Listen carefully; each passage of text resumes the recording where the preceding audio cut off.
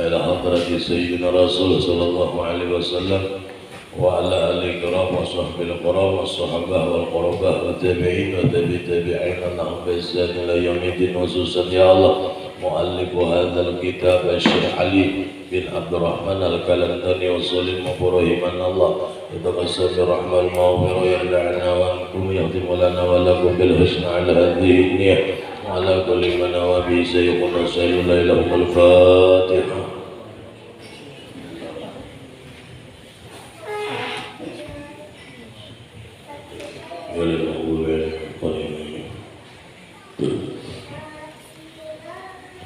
أعوذ بالله من الشيطان الرجيم. بسم الله الرحمن الرحيم.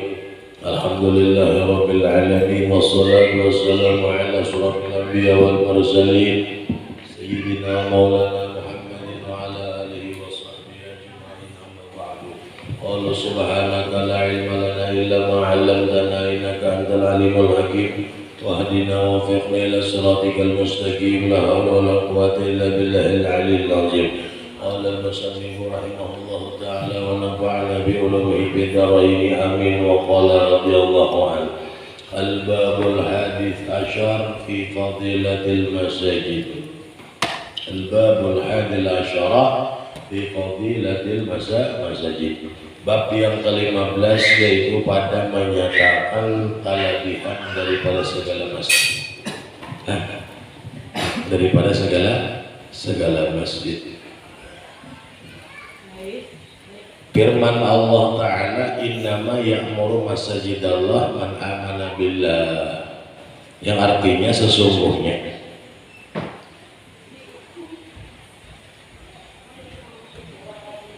memakmurkan, meramaikan segala masjid Allah itu adalah orang yang beriman. Nah, jadi bab yang ke-15 ini, ya bab yang ke-11 ini menyatakan tentang masalah kelebihan masjid, ya kan, jamaknya masajid, ya kan, asalnya sajadah yasjudu.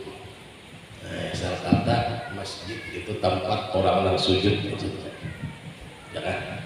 Dia asal kata adalah sajadah yasjudu. Masajid jamaknya, masjid mufradnya. Nah, jadi arti masjid itu adalah tempat orang sujud. Bila tempat orang sujud, nah itu bisa dikatakan masjid. Di bawah nang halus kalau kita menyambat musola atau langgar. Kalau di Jawa surau, ya lah.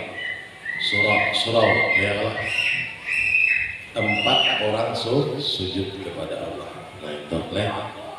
Jadi firman Allah Ta'ala dalam Al-Quran innama ya'muru masajidallah man amana billah, sesungguhnya meramaikan segala masjid Allah itu adalah orang yang beriman. Jadi orang merancakkan masjid itu orang yang beriman. Orang yang merancakkan musola, orang yang merancakkan langgar, ya kan, melaksanakan perintah Allah Ta'ala. Bila yang mendatangi tempat masjid, musola, langgar, otomatis orang itu melaksanakan perintah Allah. Ada mungkin inya ke masjid berbisnis, kita berbisnis di masjid, ya ada mau. Ya kalau kita pertemuan di masjid misalnya, ada mau pasti orang hendak ke masjid itu apa, hendak bersujud kepada Allah, ya kan. Makanya ada bila memasuki masjid ada tanda sembahyang sunat tahiyatul masjid, jangan lupa dulu tuh. Nah, jadi bila masuk ke dalam masjid sunat sembahyang 2 rakaat, bilanya kada sembahyang ada badat luar masjid. Nah, ya kalau narasi sembahyang sunat tahiyatul masjid. Ya kalau khusus untuk masjid lah, masjid nanggana. Nah, itu.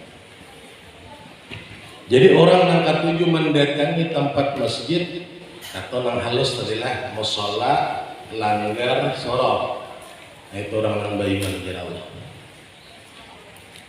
Dan diriwayatkan adalah pada hari kiamat nanti datang satu kaum bagi berhenti. Datang kaum bagi berhenti mereka itu di atas siratal mustaqim. Ada kisah dari kiamat bagaimana?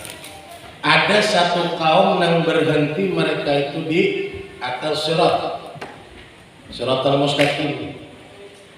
Menangis mereka itu, maka dikatakan bagi lalu olehmu atas surat. Jadi jangan tukang jaga siratal mustaqim adalah lah isi lewatan dua nikah. Maka ujar mereka, maka kata mereka, kami takut daripada api neraka. Karena apa? Diriwayatkan gugurnya daripada surat itu bawahnya adalah api neraka. Maka kata malaikat Jibril alaihissalam, betapa kamu lalu atas laut, maka kata mereka itu dengan perahu, maka didatangkan dengan segala masjid yang mereka sembahyang padanya seperti perahu, maka naik mereka itu akan dia, dan lalu mereka itu dengan di atas surat. Ya kan? Bagaimana takutan gitu ketika anak menaiki surat, menangis mereka kaum itu tadi disuruh lewat keduanya. Ya kan? Maka ujar malaikat Jibril mengucap lawan mereka naik tadi itu. Ya kan? Didatangkan akan gawiannya nang kape dua masjid, yaitu seperti perahu yang di lautan menolong. Ya kan? Jadi orang yang rancak ke masjid, rancak ke langgar, rancak ke musola, nah itu bicara, maka nanti akan datang pertolongan ketika menyeberangi siratal mustaqim. Siratal mustaqim itu dikatakan kecilnya lebih kecil daripada rambut, lebih tajam daripada pedang. Ada jembatan jembatan basit, ada jembatan basit yang halus, kayak halus lebih kecil daripada rambut, lebih tajam daripada pedang. Nah, ya Allah, saking anunya tadi, dan arahnya menanjak. Nah itulah 500 tahun, datar 500 tahun, turun 500 tahun, jadi jumlahnya 1500 tahun menyebarangi titian siratal mustaqim tadi. Ya Allah, nang kaya 1500 tahun di dunia. Ini berbeda antara tahun, 1 tahun pulang di dunia biasa itu beda. Cuman nang kaya 1500 tahun di dunia, awasnya menyebarangi itu. Tergantung amal seseorang itu. Ada yang cepat menyeberang seperti kilat menyambar, ya ada. Nah itu tergantung amalannya. Nah, ini akan sebenarnya akan kita lewati nanti. Tergantung apa yang kita buat. Nah di antaranya kelebihan orang yang memakmurkan masjid, ya kan, adalah akan datang nanti bagaikan perahu yang ada di lautan. Nah, ya Allah, membawa seseorang yang memakmurkan masjid, langgar dan musola itu untuk menyeberangi siratal mustaqim itu tadi. Nah, kita diselamatkan Allah dari siratal mustaqim ini. Dan riwayat daripada Anas, Sayyidina Anas radhiyallahu anhu dari Nabi sallallahu alaihi wasallam, sabdanya, dihasyarkan segala masjid di dunia pada hari kiamat seolah-olah seperti unta yang putih kakinya daripada anbar, ya karum anbar, dan apa itu tingginya daripada za'faran, dan kepalanya daripada kasturi, dan tali hidungnya daripada murajat atau barzat, dan segala orang yang menunggang akan dia, dan segala imam mahalau akan dia, dan segala orang yang memelihara akan sembahyang mengikuti akan dia di belakang maksudnya. Maka lalu mereka itu pada padang kiamat, maka berkata ahlinya, siapa mereka itu? Malaikat yang muqarrabunkah atau anbiya yang mursalun? Maka dikatakan akan dia, yakah mereka itulah orang yang memeliharakan akan sembahyang berjamaah daripada umat Nabi Muhammad SAW. Nah, jadi diibaratkan ya kalau masjid itu ceritanya, ya kan, masjid yang di dunia ini hari kiamat jadi seperti kayak kuda, kakinya daripada itu tadi ya kalau. Nah, dan imam nang jadi imam di masjid, nang kata jadi imam itu kena memandu membawa kuda kayak gitu. Dan orang yang memakmurkan, ya kan, orang yang memelihara sembahyang berjamaah itu di belakangnya. Oh, jadi jar malaikat siapa itu? Oh, itu adalah orang yang memelihara akan sembahyang berjamaah daripada umat Nabi Muhammad SAW. Berjamaah di masjid bagus banget, ya kan? Wa qala Nabi sallallahu alaihi wasallam al-masjidu baitu kullu mu'minin. Sabda Nabi SAW, bermula masjid itu rumah bagi tiap-tiap mukmin, yakni tempat ibadahnya. Ya kan? Jadi masjid itu adalah rumah orang lain. Mun merasa masjid itu rumah kita datang itu. Ya kalau yakni tempat beribadah. Wa qala sallallahu alaihi wasallam idza ra'aitumur rajul malazimal masjid fashhadu lahu bil iman. Dan sabda Nabi sallallahu alaihi wasallam, apabila melihat kamu akan laki-laki melazimkan dia akan masjid, maka saksikan olehmu baginya dengan beriman. Itu orang beriman. Bila ikan melihat orang ketika orang ajan menuju masjid itu, ya itu orang beriman. Nah ini. Jadi sebaliknya, ya kalau orang yang kadang atau di masjid, nah itu bisa dikategorikan ada beriman. Dan daripada Abi Sa'id Al-Khudri, apabila melihat kamu akan laki-laki beribadah, maksudnya yaitu tadi laki-laki akan masjid, maka saksikan olehmu baginya dengan berimannya seseorang laki-laki. Nah, kenapa karena Nabi pelajari itu lawan sahabat pun gitu. Ya Allah berjamaah sembahyang. Adapun kita langkah kau berjamaah, dilanggar barang berjamaah di rumah barang asal mendapatkan fadilat ya jamaah. Ada waktu maka berkumpullah dengan orang banyak. Ya Allah. Nah, ibarat berperang orang banyak pasti menang daripada sorangan. Kita berperang sorangan daripada orang banyak bagus banget. Orang banyak. Ibaratnya apa? Satu yang kita perangi apa? Adalah syaitan.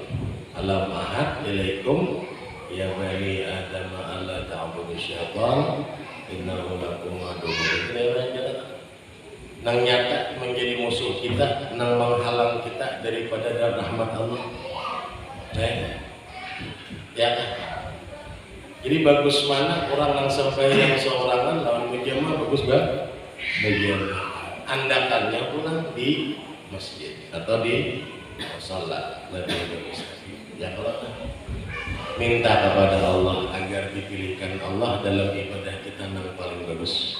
Ya kalau termasuk mengerjakan perintah yang lima itu membawa bersama-sama lawan orang banyak. Ya Allah, yang anak masih melalaikan minta kepada Allah agar di tempat akan waktu mengerjakan ibadah sembahyang 5 waktu. Nah, yang belum melaksanakan ibadah 5 waktu minta kepada Allah, berdoa kepada Allah dibukakan hidayah agar mudah mengerjakan sembahyang 5 waktu itu. Yang mengkada anugerah daripada Allah, bantuan daripada Allah, hidayah daripada Allah, ada Allah mengajar. Padahal gampang benar gawiannya. Ya Allah gampang benar gawiannya sembahyang itu. Tapi kenapa banyak orang yang kada kau menggawi? Karena belum dibuatkan hidayah. Maka oleh itu kita sama-sama berdoa minta kepada Allah agar dibukakan hati kita selalu mengerjakan 5 waktu. Bila sudah mengerjakan, minta lawan Allah di awal waktu. Bila sudah kawan di awal waktu, minta kepada Allah agar awak berjamaah. Bila sudah awak berjamaah, minta pulang sama Allah agar dipermudah melangkahkan kaki kita ke masjid sembahyang 5 waktunya. Nah itu. Ya kan, jangan kita lihat akan lagi minta kepada Allah, minta bukakan. Ya kan, karena itu perkara sejujurnya perkara yang mudah. Ya Allah, tapi kenapa jadi susah? Nah, berarti kita belum dibukakan oleh Allah Subhanahu wa taala. Mungkin berkat majelis dan kayak ini bisa terbuka. Mungkin kita baca Yasin, salawat, maulid dan lainnya, ya kan? Itu wasilah kita agar meminta bukaan nang sulit menjadi nyaman, nang ngalih menjadinya nyaman, termasuk rezeki itu ya. Mudahan nang sulit menjadinya nyaman berkat ada wasilah. Kata Allah, ya ayyuhalladzina amanu taqullaha wabtaghu ilaihil wasilah. Kata Al-Qur'an, wahai orang-orang yang beriman, bertakwalah kalian kepada Allah dan jadikanlah ketakwaan kalian itu menjadi wasilah, perantara, ya kan, perantara kita mendapat akan segala-galanya kepada Allah Subhanahu wa taala, termasuk rahmat, keampunan, kemudian apalagi hidayah, anugerah, semuanya ada wasilah. Hanya majelis kita ini kita ulah menjadi wasilah kita agar kita mendapatkan apa yang kita inginkan dari Allah. Itu aja ya, kalau lebih-lebih apa surganya Allah Subhanahu wa taala. Mudahan berkat istiqomah kita duduk di majelis ini barangnya ada kau banyak sedikit yang diamalkan asal istiqomah. Al istiqomah al karamah. Orang yang istiqomah itu bagaikan seribu karamat. Ini yang kita poin yang kita ambil adalah istiqomahnya itulah, ya kan. Mudahan berkat istiqomah ini menjadikan wasilah kita mendapatkan surganya Allah Subhanahu wa taala. Amin amin amin ya Allah ya Rabbal alamin. Wallahu a'lam bishawab. Kita sambung itu malam ini kita bahas ruqyah.